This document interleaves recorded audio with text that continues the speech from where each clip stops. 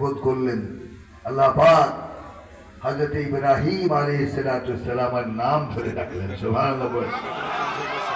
ওয়ানাদাইনাহু আইয়া ইব্রাহিম وناديناه أن يا إبراهيم قد صدقت الرؤيا إنا كذلك نجزي المحسنين الله أكبر إبراهيم ওনার আর কয়েকটা লকব আছে।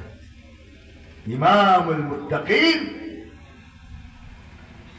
এবং উনি হলেন আমাদের জাতির পিতা। সুবহানাল্লাহ বলেন। আমাদের জাতির পিতার নাম কি জোরে বলুন।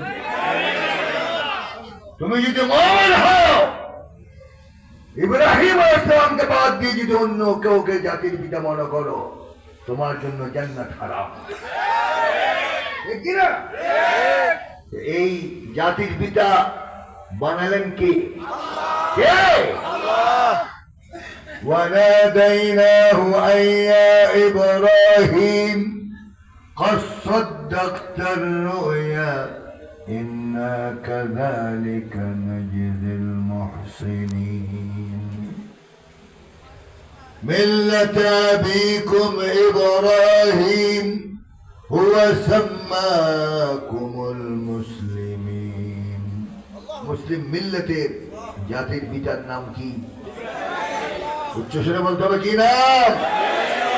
তো এক ব্যক্তি দুই পিতা হতে পারে? দুই পিতা যদি হয় বুঝতে হবে ফিহি দাল মে কুছ কালা হ্যায়।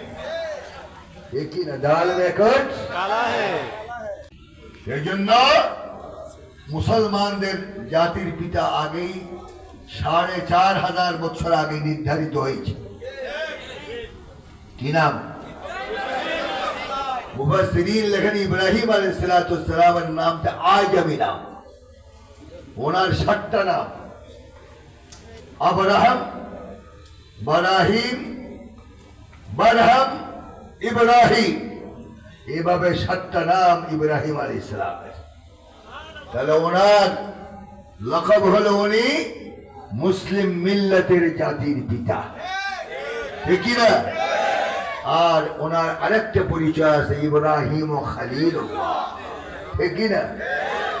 মাল ফারকু বাইনাল খলিল ওয়াল হাবিব আল ফারকু বাইনাস সামাই ওয়াল আরদ। আসমান যেমন ডিফারেন্স রয়েছে, দূরত্ব রয়েছে, খলিল এবং হাবিবের মধ্যে